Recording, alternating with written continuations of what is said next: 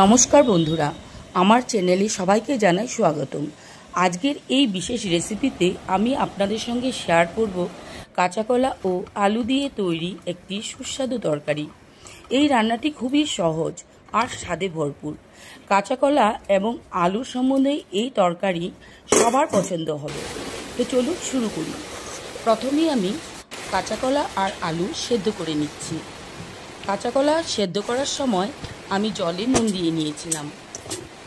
আলু কাঁচা কলা দুটোই ভালো সেদ্ধ হয়ে গিয়েছে, আমি তুলে নিচ্ছি। এবারে কাঁচা কলা আলু দুটোই আমি ছুলে নেব। বন্ধুরা, যদি এই ভিডিও ভালো লাগে তাহলে একটি লাইক ও শেয়ার করতে ভুলবেন না, আর চ্যানেলটি সাবস্ক্রাইব করে আমাকে সমর্থন করবেন। আপনাদের ভালোবাসা আমার জন্য অনেক গুরুত্বপূর্ণ। কাঁচা কলা আলু মোটামুটি ছোলা হয়ে গিয়েছে।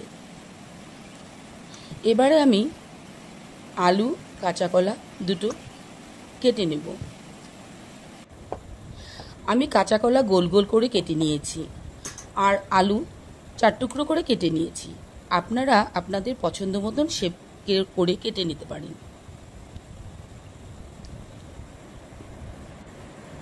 দেখুন, আমার কাঁচা কলা আলু কাটা হয়ে গিয়েছে। এখানে নিয়েছি 5 ফোড়ন, তেজপাতা, 2টো শুকনো লঙ্কা। এখানে বাটা মশলা রয়েছে আদা বাটা, জিরে বাটা, লঙ্কা বাটা, হলুদ, নুন, সর্ষের তেল, ঘি আর গরম মশলা।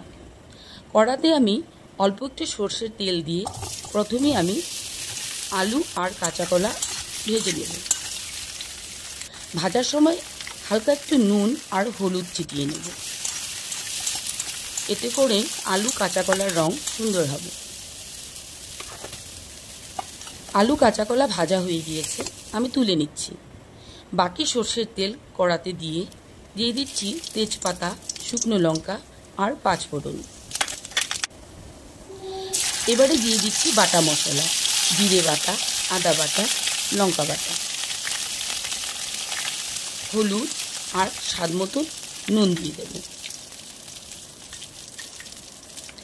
মশলা একটু নেড়ে চেড়ে এতে আমি দিয়ে দেব অল্প একটু জল।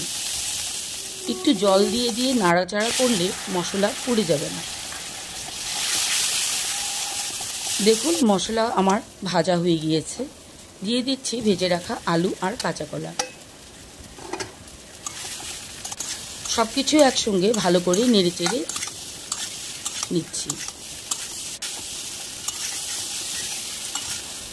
এবারে আমি এতে দিয়ে দেব ফুটন্ত গরম জল।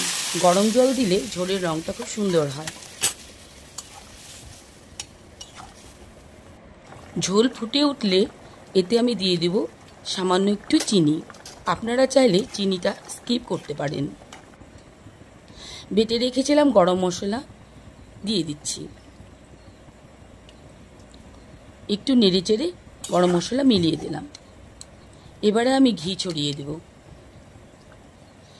রেডি হয়ে গেল কাঁচা কলা আলু দিয়ে তৈরি সুস্বাদু একটি নিরামিষ তরকারি।